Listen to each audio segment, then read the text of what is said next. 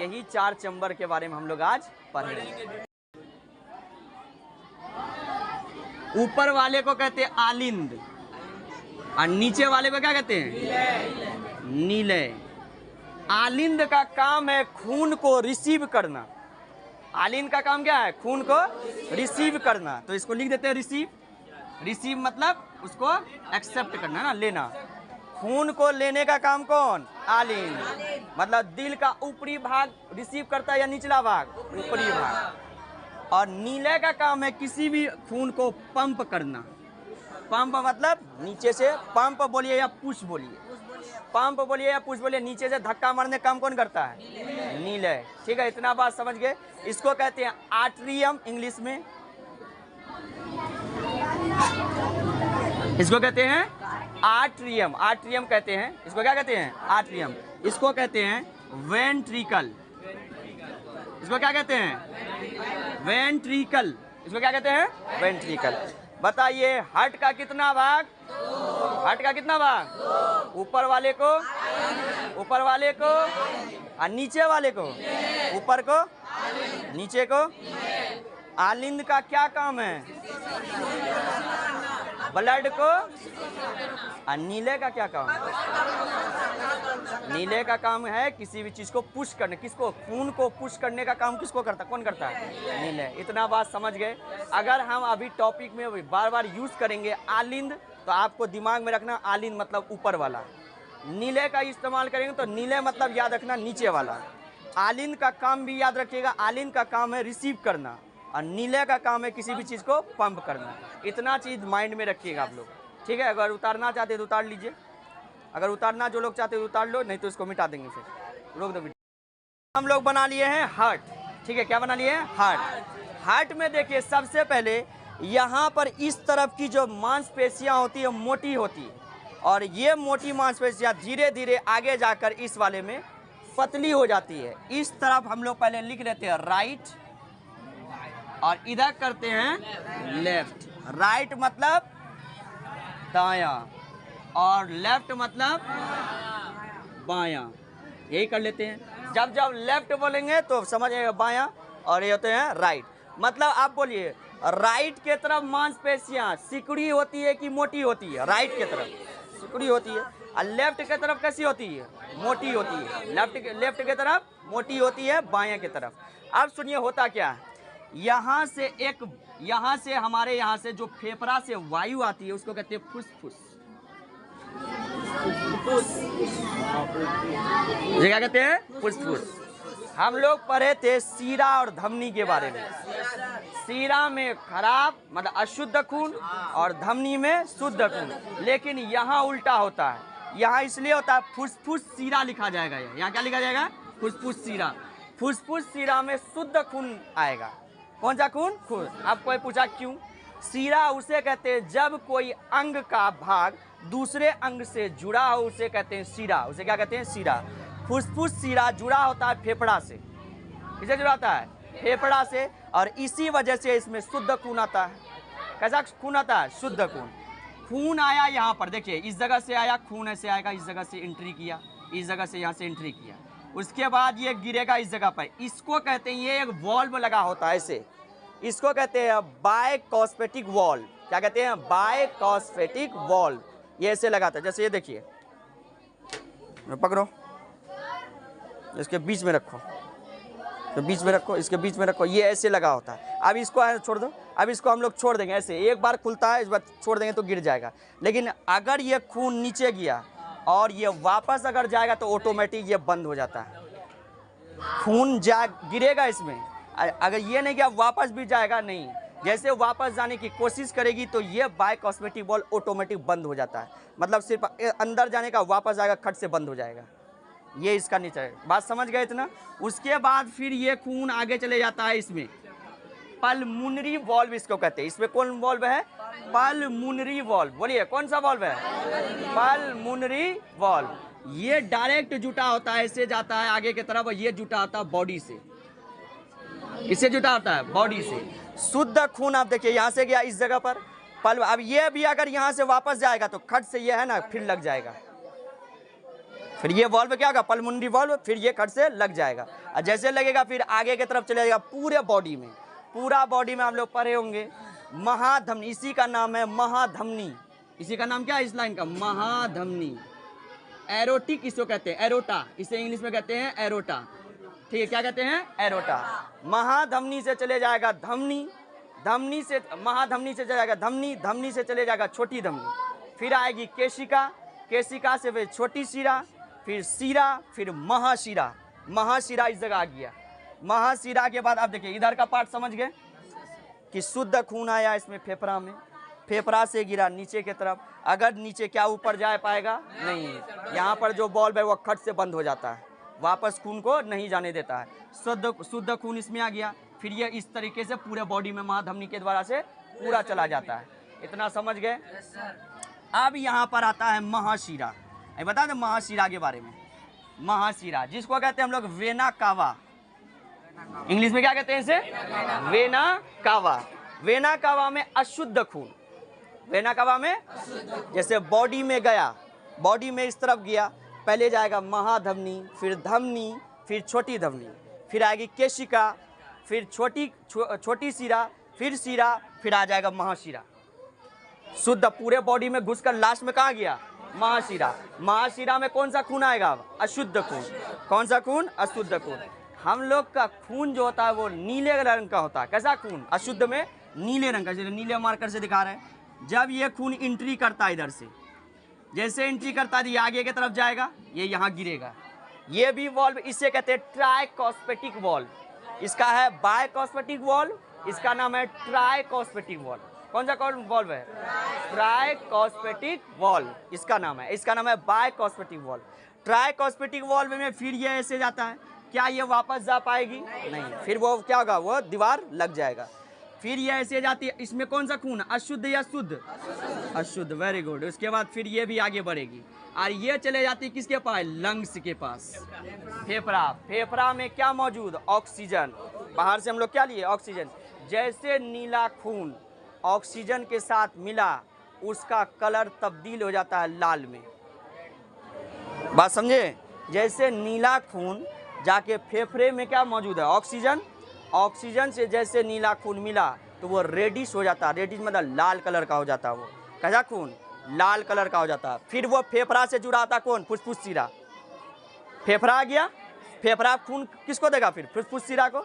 फिर यहाँ से आएगा शुद्ध होकर, फिर नीचे जाएगा, फिर पूरा बॉडी।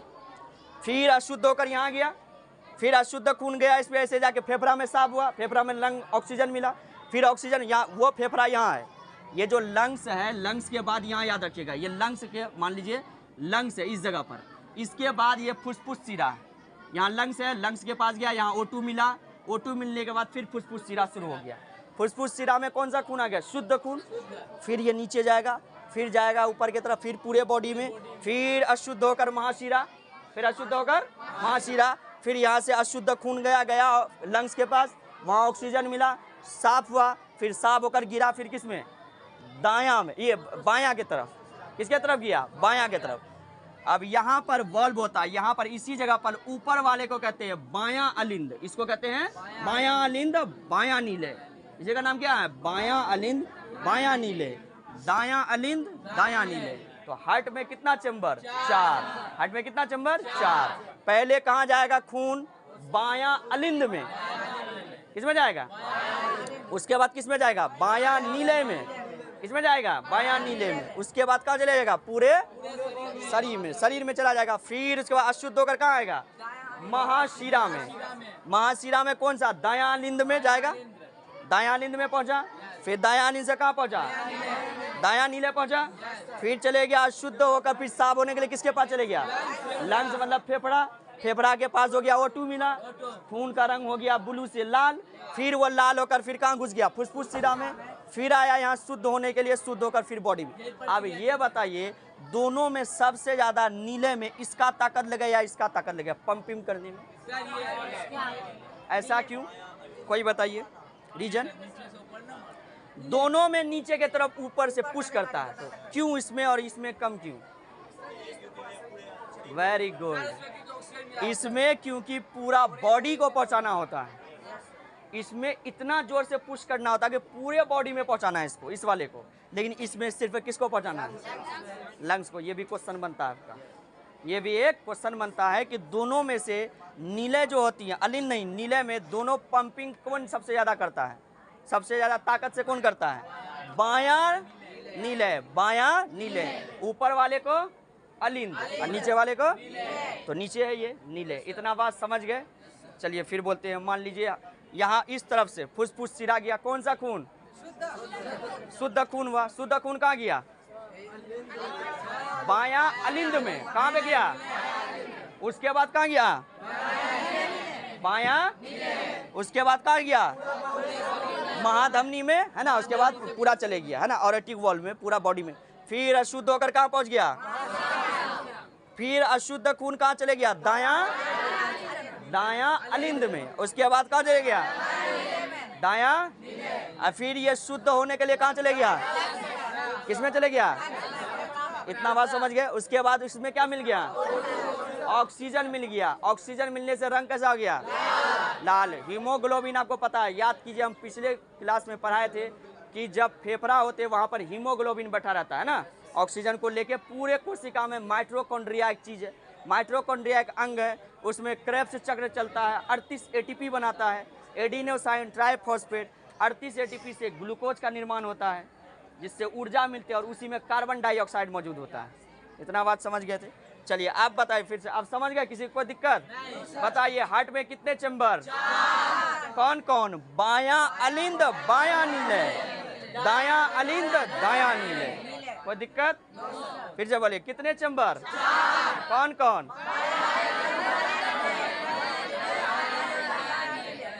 बताइए, अशुद्ध खून बायां के तरफ या दायां के तरफ? अशुद्ध, अशुद्ध दायां के तरफ। अशुद्ध खून, शुद्ध खून। पहले खून किस पे जाएगा? उसके बाद किस में जाएगा? उसके बाद फिर कहाँ चले जाएगा? पूरे बॉडी में। फिर उसके बाद कहाँ जाएगा? फिर अशुद्ध खून इधर से एंट्री मारेगा। उसके बाद कहाँ गया? उसके बाद साफ होकर किसके पास? ऑक्सीजन के पास, फेफड़ा, ऑक्सीजन मिल गया, फिर हो गया खून साफ, फिर मतलब रंग लाल हो गया उसका। फिर वो कहाँ चले आया? जबकि ये बात फैक्ट है कि सीरा में अशुद्ध खून बहता है, लेकिन यहाँ पर सीरा जो जुड़ा हुआ, फुसफुस सीरा, ये किससे जुड़ा हुआ? फेफड़ा से। इसीलिए फेफड़ा में कैसा है? ऑक्सीजन शुद्ध आता है, इसीलिए शुद्ध खून। जबकि सीरा में अशुद्ध और धमनी में शुद्ध। लेकिन यहाँ देखिए, धमनी में, यहाँ जो धमनी है महाशिरा का, जबकि यहाँ देखिए फुसफुस सीरा, और इसी का नाम है। जब इधर से आता है तो इसका हम लोग बोलते हैं अशुद्ध खून। इसमें कौन सा खून होता है? अशुद्ध खून। ये फुसफुस सीरा में कौन सा खून? शुद्ध खून। इतना बात समझ गए? कोई दिक्कत किसी को? इसका नाम है फुसफुस धमनी। इसका नाम है ना, जैसे फुसफुस सीरा है ना, इसका नाम है, ये वाला लाइन का नाम है फुसफुस धमनी। इस वाले लाइन का नाम क्या है? फुसफुस धमनी। इसका नाम है फुसफुस धमनी। हाँ, फुसफुस धमनी। जबकि धमनी में कौन सा खून जाता था? शुद्ध जाता था। लेकिन यहाँ पर अशुद्ध खून जाकर किस में चले जाता है? लंग्स में। लंग्स उसको साफ करके ऑक्सीजन मिलाकर किस में भेज देता है? और उसके बाद फिर ब्लड इस तरह होता है। आप ध्यान से सुनिए अगला टॉपिक। अगला टॉपिक यह है कि यहाँ पर दायां अलिंद के पास यहाँ पर छोटा सा एक मांसपेशी है, जिसको कहते हैं SA नोड, साइनोएट्रिक नोड। ये SA नोड क्या है? ये एक मांसपेशी ऐसे है जो दिल को झटका मारता है। दिल को क्या करता है? झटका मारता है। मतलब अच्छा, धक धक जो करता है, धक धक। ये इसी के वजह से किसी किसी का यही मांसपेशी काम नहीं करता है, तो लोग उसे क्या लगाते हैं? यहाँ डॉक्टर लोग इसमें लगाते हैं पेस मेकर। इसको करंट होता है इसमें, इस मांसपेशी में क्या होता है? करंट, जिससे दिल को झटका मारता है, और झटका मारता है तो दिल धड़कता है। दिल क्या होता है? धड़कता है। डॉक्टर देखिएगा, डॉक्टर लगा रखता है आला सब, है ना। तो दिल को जब चेक करता है, यहाँ पर पेस मेकर लगाता है, दिल को धड़कना मतलब झटका देने के लिए। और यही झटका, और इसे ही कहते हैं बाईपास सर्जरी, जो दिल का ऑपरेशन कराता है। बाई ECG, और ECG एक चेक होता है, ये सब चेक होता है। तो SA नोड यहाँ पर क्या होता है? SA नोड, जिसका यही चीज़ में गड़बड़ी है, तो उसमें पेस मेकर अलग से मशीन आती है, जो लगाई जाती है किस लिए? दिल को धड़काने के लिए, है ना, झटका देने के लिए, जिससे दिल धड़कता है। बात समझ गए? अब हम लोग पढ़ते हैं, इस वाले मोटी परत को कहते हैं पेरिकार्डियल। ऊपर वाले भाग को का नाम क्या है? Pericardial, pericardial. उसके बाद इस वाले का नाम है इंडोकार्डियल, इंडोकार्डियल। और बीच वाला जो है, बीच वाला भाग, ये जो बीच वाला है, ये बीच वाले भाग को हम लोग कहते हैं मायोकार्डियल। क्या कहते हैं इसको? Myocardial, myocardial. इतना बात समझ गए। और इसके बीच में जो जगह होती है, इसके बीच में जो जगह होती है, ये वाला जगह क्या करता है? दोनों बायां को और दायां को अलग करता है। यहाँ की मांसपेशियां को कहते हैं कार्डिक सेप्ट्रम। क्या कहते हैं? कार्डिक सेप्ट्रम। क्या कहते हैं इसे? Cardiac सेप्ट्रम, cardiac सेप्ट्रम, सेप्ट्रम। सेप्ट्रम मतलब सेपरेट करना। सेप्ट्रम मतलब क्या था? सेपरेट करना। ऑल ओवर इतना कहानी था। और इसके बाद पहले ये बता